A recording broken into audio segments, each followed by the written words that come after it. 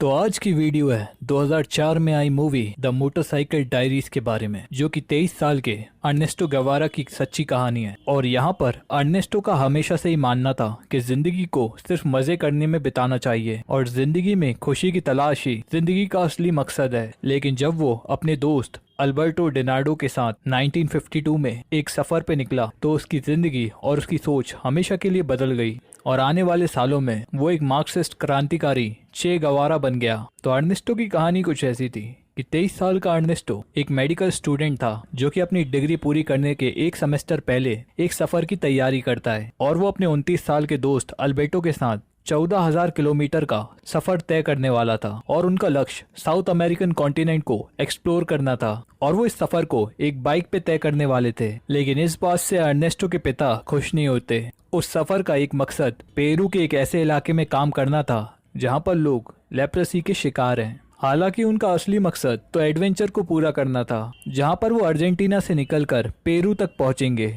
और अब जाने से पहले अर्नेस्टो के पिता अर्नेस्टो से कहते हैं कि ऐसे सफर पे जाना उनका भी सपना हुआ करता था और ये जानकर कि वो अर्नेस्टो के फैसले से खुश हैं उसे काफी अच्छा लगता है और अर्नेस्टो की सुरक्षा के लिए उन्होंने उसे एक पिस्तौल दी। दूसरी ओर अर्नेस्टो की माँ को सिर्फ इस बात की फिक्र थी कि उसे अस्थमा है और वो उसे वक्त पे दवाइयाँ लेने की सलाह देती हैं। और यहाँ से इनका सफर शुरू होता है, जहाँ पर सफर की शुरुआत में अर्नेस्टो के माता पिता इनका सफर देख के ही डर गए, लेकिन उन्हें अल्बर्टो पे विश्वास था कि वो सही सलामत उसे घर ले आएगा। और सफर की शुरुआत काफी तेजी से हुई और यहाँ पर उन्हें लग रहा था कि वो अप्रैल तक अपनी डेस्टिनेशन पे पहुंच जाएंगे। लेकिन फिर रास्ते में रुकावट आने लगी और उनकी बाइक का बैलेंस बिगड़ा और वो वहीं पर गिर गए। और यहाँ पर गिरने के बाद अल्बर्टो को पता चला कि अर्नेस्ट अपने साथ एक कुत्ता लाया है और 600 किलोमीटर के सफर के बाद वो अर्जेंटीना के मीरामार इलाके में आए, जहाँ पर अर्नेस्टो की गर्लफ्रेंड चचीना रहती है। यहाँ पर अर्नेस्ट चचीना के साथ वक्त बिताना चाहता था, लेकिन चचीना के माता पिता को अर्नेस्ट बिल्कुल पसंद नहीं था। और यहाँ पर चचीना ने अर्नेस्ट को बताया कि उसके माता पिता उसे अर्नेस्ट से दूर करना चाहते हैं, पर वो उसे छोड़ेगी नहीं। और उस रात अर्नेस्टो को अपनी रात टेंट में बितानी पड़ी। और दूसरी ओर अल्बर्टो वहाँ पर काम कर रही लड़की के साथ रात बिताने लगा और वहाँ पर उन्हें उस घर में 6 दिन बीत गए, जिस बात से अल्बर्टो बिल्कुल खुश नहीं था, क्योंकि अर्नेस्टो ने उन्हें सिर्फ वहाँ पर 2 दिन रुकने का वादा किया था।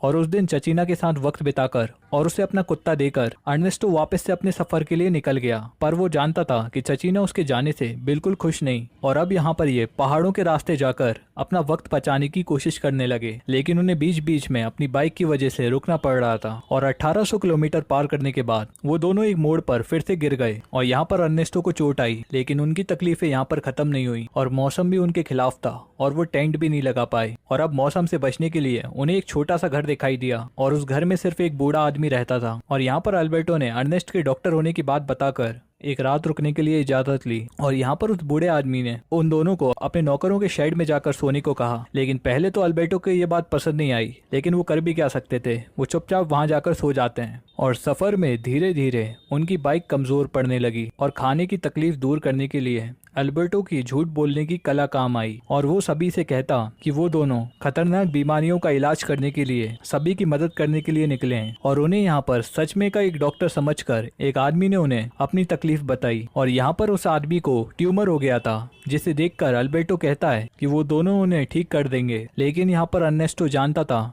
कि इस झूठ से उस आदमी की जान जा सकती है और इसलिए उसने सच कह दिया। और इस बात को जानकर कि वो दोनों ही उसकी कोई मदद नहीं कर सकते, उस आदमी ने उन दोनों को घर में नहीं रहने दिया। और अब इस बात पर उन दोनों के बीच बहस हो गई और अब थोड़ी बहस करते करते उन्होंने फाइनली किसी तरीके से खाने का इंतजाम किया। और अब यहाँ पर चचीना ने अर्नेस्टो को कुछ पैसे दिए थे, जिन्हें इस्तेमाल करने से अर्नेस्टो मना करने लगा। और अब आगे सफर में चलते चलते अर्नेस्टो की तबीयत काफी खराब होने लगी और अल्बर्टो के कई बार कहने के बाद कि वो अपना इलाज करवा ले, उसने चचीना के पैसों को इस्तेमाल नहीं किया। और अब अपने देश को छोड़ने के गम के साथ और एक दूसरे देश को देखने के एक्साइटमेंट में वो दोनों चिली की तरफ बढ़े। और ये उनके लिए पहली बार था कि वो अपने देश से बाहर जा रहे थे। और यहाँ पर अर्नेस्टो चाहता था कि वो बूढ़े होने के साथ उस तालाब के पास अपना एक क्लिनिक खोलें, ताकि वो वहाँ पर हर किसी का इलाज कर सकें और दुनिया से सारी बीमारियों को हटा सकें। और इस सोच का अल्बर्टो भी हिस्सा बन गया और चिली के बर्फीले इलाकों को पार करके 18 फरवरी को वो दोनों टेमुको पहुंचे। लेकिन अब तक उनकी बाइक पूरी तरीके से बंद पड़ गई थी और यहाँ पर अर्नेस्टो का कहना था कि अब ये बाइक सिर्फ एक बोझ है, लेकिन अल्बर्टो अपनी बाइक नहीं छोड़ना चाहता था और वो यहाँ पर अर्नेस्टो से चचीना के दिए हुए पैसों को इस्तेमाल करने का कहता गया, लेकिन अर्नेस्टो इस बात पे नाराज हो गया। और इस बीच अर्नेस्टो को एक आइडिया आया और उसने एक न्यूज़पेपर कंपनी में अपनी और अल्बर्टो की एक झूठी कहानी बताई, जिसमें उसने लिखवाया कि वो अब तक 3000 मरीजों को ठीक कर पाए और वो बीमारी हटाने के मकसद से ही वो अर्जेंटीना से निकलकर साउथ अमेरिकन कॉन्टिनेंट के सफर पर निकले। और अब जब ये न्यूज़ फैल गई तो उस न्यूज़ की मदद से उनकी मदद कई सारे लोगों ने की और इसी खबर के दम पे वो अपनी बाइक भी ठीक करवा पाए। और अब उस मैकेनिक की दुकान पर अर्नेस्टो की मुलाकात उसी मैकेनिक की पत्नी से भी हुई। और अब एक तरफ अल्बर्टो जहाँ पर एक लड़की के करीब था, वहीं पर अर्नेस्टो भी उसी मैकेनिक की पत्नी के साथ करीब आ गया था। लेकिन जब उस औरत ने देखा कि उसका पति वहीं पर मौजूद है तो वो अर्नेस्टो को अपने आप से दूर करने लगी। लेकिन यहाँ पर नशे में अर्नेस्टो कुछ भी समझ नहीं पाया और वहाँ पर लोगों को लगा कि वो उसे छेड़ रहा है और किसी तरीके से अपनी जान बचाकर वो दोनों वहाँ से भागने में कामयाब हो गए और वो अपने सफर पर आगे बढ़े। लेकिन मंजिल पर जल्दी पहुँचने के चक्कर में उनसे फिर से एक गलती हो गई और एक एक्सीडेंट के कारण उनकी बाइक फिर से पूरी तरीके से टूट गई। और अब लिफ्ट लेकर वो चिली के लॉस एंजलिस तक पहुंचे और उस शहर में उन्हें दो लड़कियां नजर आईं, जिनका पीछा करके वो उनसे बात करने चले गए। और उन लड़कियों को इम्प्रेस करके उन्होंने वहां पर खाने के साथ साथ रहने का भी इंतजाम कर लिया। और उन लड़कियों के पिता को अर्जेंटीना के लोग काफी पसंद थे और इसलिए उन्होंने उनकी मदद करने का फैसला किया। और उस जगह मोंचो नाम का एक आदमी उनसे एक बीमार औरत की मदद करने के लिए मदद मांगने लगा। और अब उसकी मदद करने के लिए अर्नेस्टो जल्द से जल्द मोंचो के साथ गया और उसने वहां पर कुछ दवाइयां उस औरत को दी। लेकिन वो जानता था कि वो चाहकर भी उसकी मदद नहीं कर सकता क्योंकि जल्द ही उस औरत की मौत होने वाली है। और अब उस रात मैकेनिक ने उन्हें बताया कि अब उनकी बाइक ठीक नहीं हो सकती और उन्हें अपनी बाइक बेच देनी चाहिए। और अपनी बाइक को खोने की वजह से अल्बर्टो वहां पर रोने लगा और अब आगे का सफर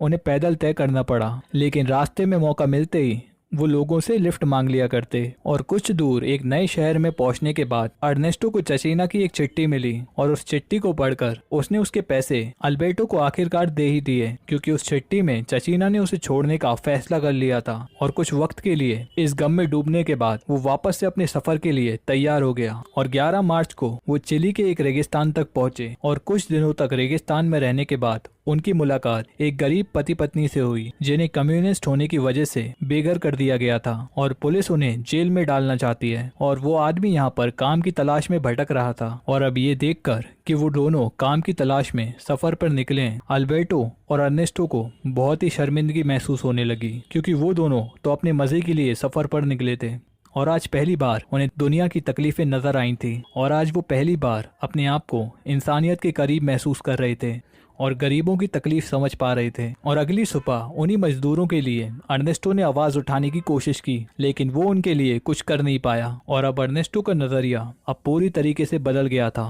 और वो खूबसूरत नज़ारों के बीच बदसूरती को देख पा रहा था। और वेनेजुएला तक जाने के लिए उन्होंने पेरू का रास्ता अपनाया और पेरू में उन्हें एक छोटा सा गाइड मिला, जिसने उन्हें वहाँ के बारे में सब कुछ बताया। और उस बच्चे की मदद से वो दोनों उस जगह की तकलीफों को भी जान पाए और उनके रीति रिवाज भी सीख पाए। और अब 7000 किलोमीटर के सफर के बाद उनकी मुलाकात पेरू के वहाँ के गांव वालों से हुई और उनसे बात करके अर्नेस्टो पूरी तरीके से बदल गया। उसने देखा कि कैसे इस खूबसूरत जगह की नींव रखने वालों को उनकी ही जगह से निकाल दिया गया है और कैसे स्पेनिश आक्रांतियों ने इनकी जगह को खत्म कर दिया था। और अब इन दोनों की सोच बदल चुकी थी और अब अल्बर्टो अहिंसा के रास्ते से क्रांति लाना चाहता था, लेकिन अर्नेस्टो का मानना था कि बिना हथियार क्रांति काम नहीं करती। और कुछ दिनों बाद वो अपना रास्ता भटक गए, लेकिन किसी तरह वो उस जगह पर पहुंचने में कामयाब हुए जहाँ पर वो एक डॉक्टर से मिलने वाले थे। और उस जगह उनकी सारी जरूरतें पूरी हुई और उन्होंने इलाज में डॉक्टरों की मदद करना शुरू किया। और सैन पेब्लो नाम की जगह पर उनकी जरूरत थी, इसलिए 3 हफ्तों के लिए उन्हें वहां पर भेजा गया। और वहां पर उस डॉक्टर ने उन्हें एक शिप की टिकट दी और उनसे कहा कि वो 5 दिनों में सैन पेब्लो पहुंच जाएंगे। और इस सफर में भी अर्नेस्टो ने लोगों को 2 हिस्सों में बटा देखा। और अब इसी के बारे में लिखते हुए उसे अचानक से एक अस्थमा अटैक हुआ, लेकिन उसे अपनी दवाइयों की बैग कहीं पर नहीं मिली, जिसकी वजह से उसकी हालत बस से बदतर हो गई। लेकिन किसी तरह अल्बर्टो ने वक्त पर उसे उसकी दवाई दे दी और किसी तरीके से उसकी जान बचा ली। और इस बीच अल्बर्टो की मुलाकात एक लूज नाम की प्रोस्टिट्यूट से हुई, लेकिन उसके साथ रहने के लिए अल्बर्टो के पास पैसे नहीं थे। और अब वो पैसे मांगने के लिए जब वो अर्नेस्टो के पास गया, तब अर्नेस्टो ने बताया कि उसने उन पैसों को रेगिस्तान में मिले उन पति पत्नी को दे दिए। जिसके बाद पैसों के लिए अल्बर्टो ने जुआ खेलना शुरू कर दिया। लेकिन यहाँ पर उसकी किस्मत काफी अच्छी होती है कि उसने जुआ खेल कर भी काफी सारे पैसे कमा लिए थे, जिसके बाद उसे वो मिल गया जो वो चाहता था। और अब सैन पैब्लो तक पहुँचने के बाद अर्नेस्टो को यहाँ पता चलता है कि मरीजों को वहाँ पर दूर रखा जाता है ताकि वो आम लोगों से दूर रहें। और हॉस्पिटल में अर्नेस्टो ने कई मरीज देखे जिनका इलाज ग्लव्स पहन के किया जाता है। और यहाँ पर उन दोनों को बताया गया कि लेप्रेसी छूने से नहीं फैलती, लेकिन फिर भी उन्हें ग्लव्स पहनने होंगे। लेकिन यहाँ पर अर्नेस्टो ने ग्लव्स पहनने से इनकार कर दिया। और अब ऐसा करके अर्नेस्टो ने मरीजों को हैरान कर दिया और उन्हें उस जगह के रूल्स तोड़ते हुए कुछ लोग नाराज हुए। लेकिन फिर भी उन लोगों ने अपना फैसला नहीं बदला और उस जगह अर्नेस्टो को एक सिल्विया नाम की मरीज के पास भेजा गया, जिसे बचाने का सिर्फ एक ही रास्ता था, उसके हाथों को काटकर ऑपरेशन से निकाल देना।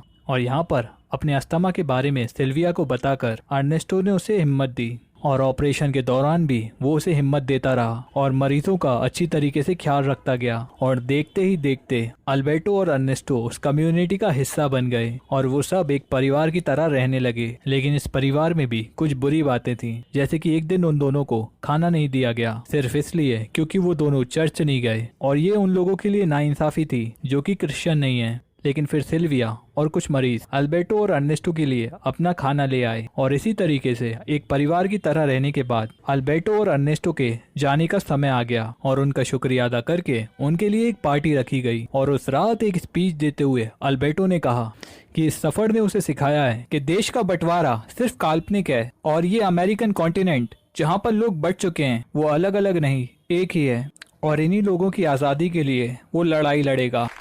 और कुछ देर बाद अर्नेस्टो उस पार्टी को छोड़कर नदी के उस पार जाने लगा जहां पर मरीजों को रखा गया है, क्योंकि वो उनके साथ अपनी खुशी मनाना चाहता था। और बोट ना होने के बावजूद वो तैरकर नदी पार करने लगा और सारे लोग उसे रोकने लगे, लेकिन वो किसी की भी बात सुनने को तैयार नहीं था। और नदी के बीचों बीच अस्थमा की वजह से वो थकने लगा, लेकिन किसी तरह से हिम्मत जुटाकर वो उस पार पहुंच गया और उसे सुरक्षित देखकर सभी खुश हो गए। और वो रात उसने मरीजों के साथ बिताई और अगली सुबह उन्हें अलविदा कहकर अर्नेस्टो और अल्बर्टो पेरू जाने के लिए निकल गए। और उस जगह से अल्बर्टो और अर्नेस्टो पूरी तरीके से बदल के निकले और उनके सफर के 10,000 किलोमीटर भी पूरे हुए। और अंत में 14,000 किलोमीटर पूरे करने के बाद वो वेनेजुएला पहुंचे और उनके रास्ते अलग होने का समय आ गया। तब यहाँ पर अर्नेस्टो ने कहा कि इस सफर में उसके साथ कुछ ऐसा हुआ जिसने उसे सोचने पे मजबूर कर दिया और यहाँ से अब उसकी जिंदगी का मतलब हमेशा के लिए बदल चुका है। और अल्बर्टो को अलविदा कहकर अर्नेस्टो वहाँ से चला गया और दो लोगों के सफर की कहानी यहीं पर खत्म हुई,